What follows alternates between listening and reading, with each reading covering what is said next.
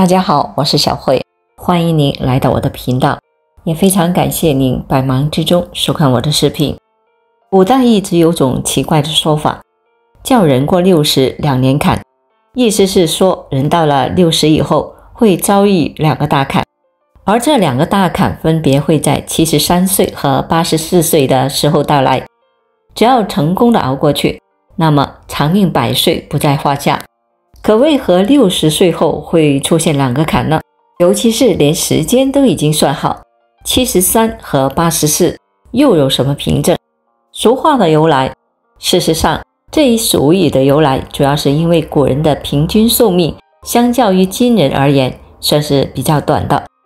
以汉朝皇帝为例，享受着全天下最好的生活待遇的他们，平均年龄仅仅只有30岁左右，其中东汉皇帝的平均寿命甚至更短，大多只在26、7岁之间。面对如此残酷的现实，古人始终都在追求长生的路上孜孜不倦。除去人们最为熟悉的秦始皇外，唐玄宗李忱、明朝修仙皇帝朱厚熜都是在长生的坚定拥护者。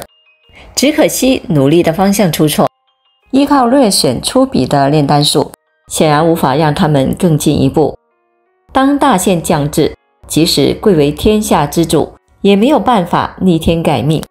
因此古人认为60岁便是一个界限，倘若年岁能够超过60岁，那就是花甲之年，少见但还算不上奇怪。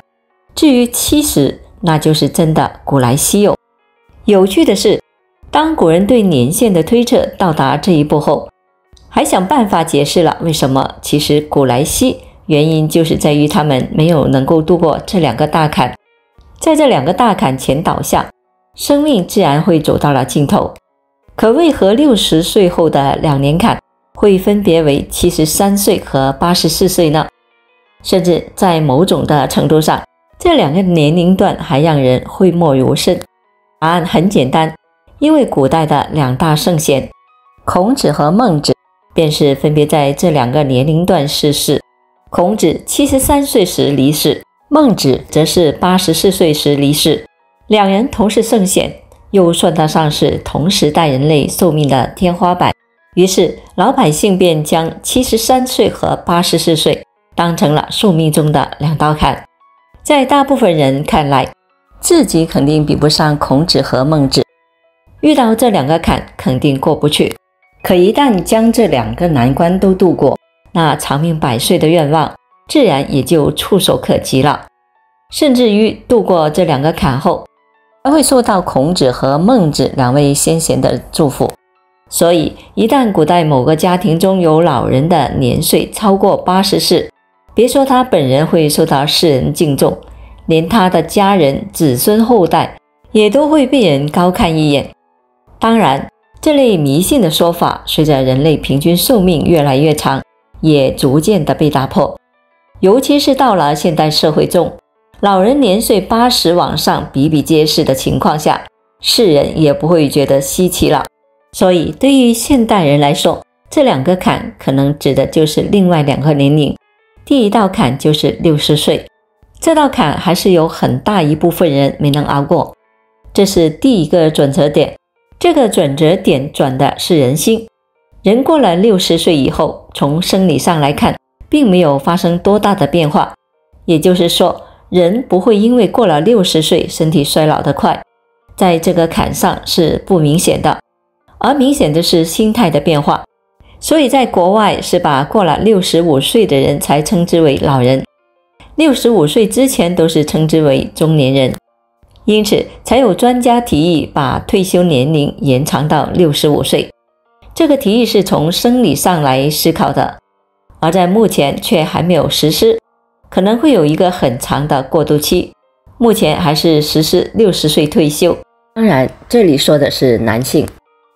这一规定就给我们常人心里设了一道坎，意识上的坎也是一个转折点。因此这个转折点深深地植入了每一个人的心里。简单来说，就是人的潜意识里已经存在。有句古话叫做相由心生，心里想的东西会从人的身体上反映出来。从这一点上来讲，国外的很多相关学问也证实了这一点。所以在60岁以前，我们都把自己看作一个正常的劳动力，还得为家里大事小事奔波，为孩子们的大小事操心，为自己的工作和收入起早贪黑。而当我们过了60岁以后，可能就不这么认为了。由于各方面的原因，没有再把自己看作一个正常的社会劳动力。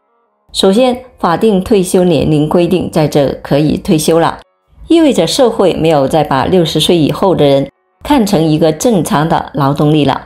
就算去找个工作，社会的人潜在意识也认为这不是一个正常的劳动力。这种潜意识也让我们也渐渐地这样认为了。当潜意识固化了我们的思维，还真以为自己老了，会从人的外向表现出来。因此，对于没有工作的农村老人来说，在这一点上就反应不明显，可能65岁还在干着55岁的活。不管是从外貌特征还是从心理特征来看，变化都不是很大。而变化大的就是体制内的退休人员。正因为如此，退休后面临着一个新的生活方式。如果是从心理上不能转变过来，就会有很大程度的影响退休后的生活。特别是曾经在职场上呼风唤雨、前呼后拥，喧哗和掌声也随之成为历史的时候，人的存在感极大的降低，心理的不适感也严重的影响生活的质量和身体的健康。第二道坎就是人生的73岁，这是几千年来人们总结出来的一个普遍的规律，也是人的生理机制所决定的一道坎。而被称为万世师表的孔子，也就是在这道坎上过世的。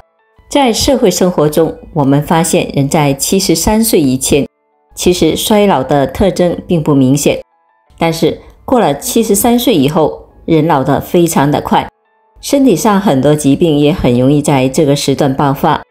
曾经好好的一个人，几年内就大变样。其实这道坎才是生理上的一个转折点。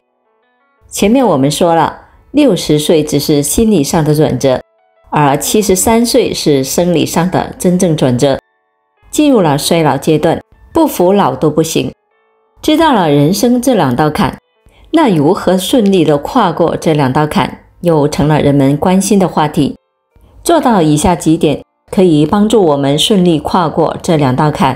一、科学的认知，60岁并不是身体衰老的转折点，不要受退休年龄的干扰，它只是工作和生活的一个转折点。二、快速适应退休后的生活方式，积极乐观地面对生活。三、学会做人生的减法，学会放下，更要学会自己关心自己，为自己而活，能够独立自主的生活。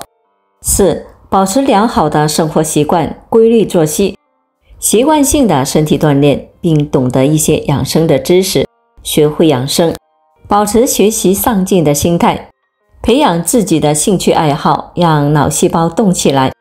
三、长寿的注意事项。那么在古人追求长生方向错误的情况下，今人又该如何的延长生命的长度呢？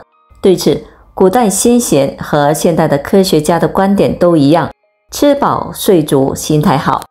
所谓吃饱睡好，倒不是非要按照特定的标准严格要求自己，而是在老人能够接受的范围内，保持健康的生活习惯。只要能够做到这一点，身体健康自然也就能够得到了保证。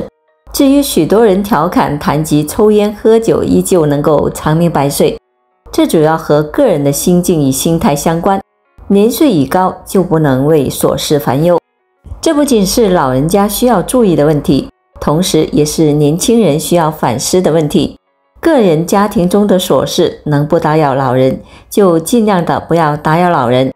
倘若老人上了年纪，却还要操心年轻人的人生，这未免太不应该。此外，老人的心境也十分重要。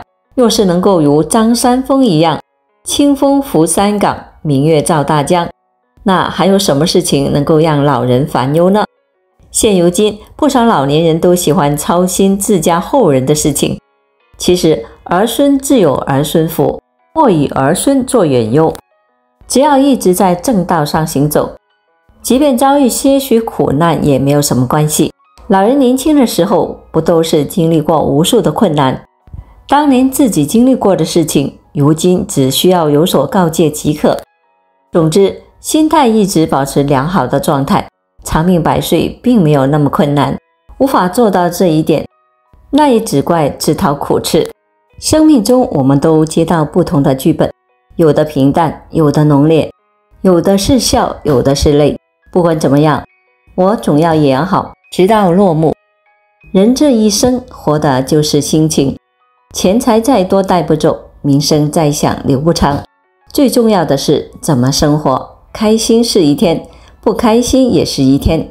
你若心宽，生活如甜蜜；若纠结，生活如嚼蜡。延长生命的诀窍，就是对生命尽最大的照顾。好了，朋友们，今天所分享的视频内容就到这里了。如果您觉得我的视频对您有所帮助的话，就请您给我点个赞吧。非常感谢您的支持和鼓励，我们下期见。